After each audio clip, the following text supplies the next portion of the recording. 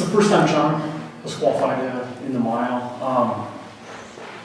But not the first time he's been to a national meet 2 years ago. He qualified in the 1500 during the outdoor season.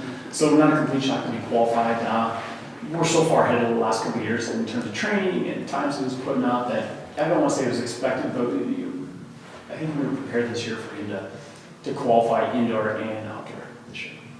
So John has, I don't want to say he's a guinea pig, it all kind of is individualized. We found out with John through trial and error that he races mid-distance really well with short anaerobic work built on top of a very large aerobic base. So he had a solid cross-country season this year, even though his eligibility was up. He was doing great, and I think we probably led that into some fast indoor times right off the bat. We started doing more 800 and mile speed work, and he handles all the workouts really, really well.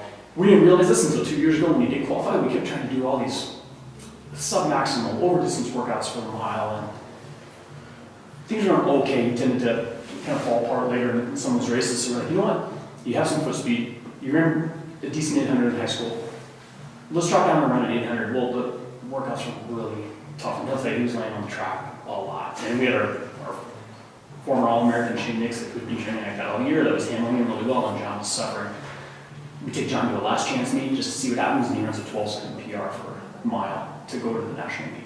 So that's kind of how we found out, and then we've operated on that system the rest of the time. Last year, during the outdoor season, were you the first person out? Second person out. So, yeah, we know the speed and stamina is there. It's just getting them the right races.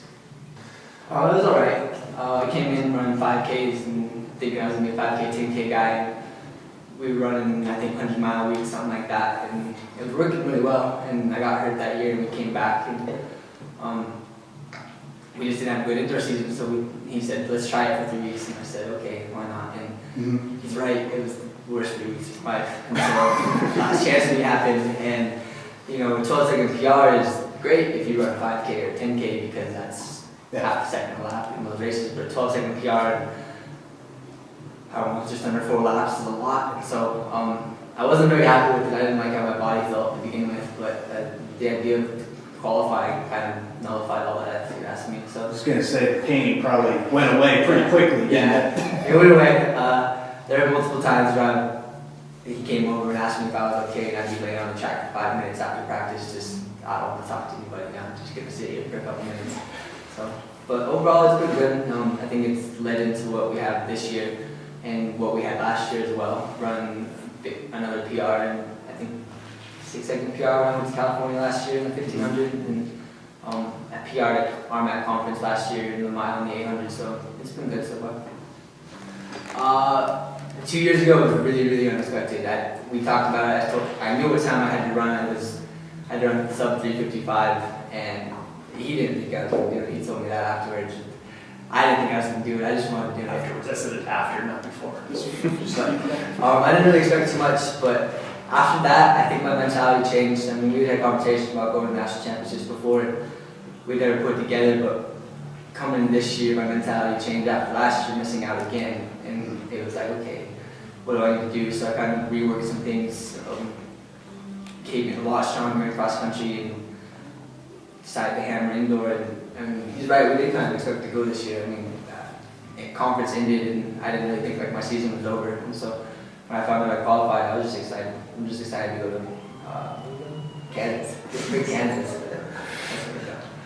Yeah, in my personal opinion, yeah. So last year I was sitting, I think 21st, and I took 19, so I was the second person out. And then this year I was sitting 20th, and they take 16. They took 17 this year.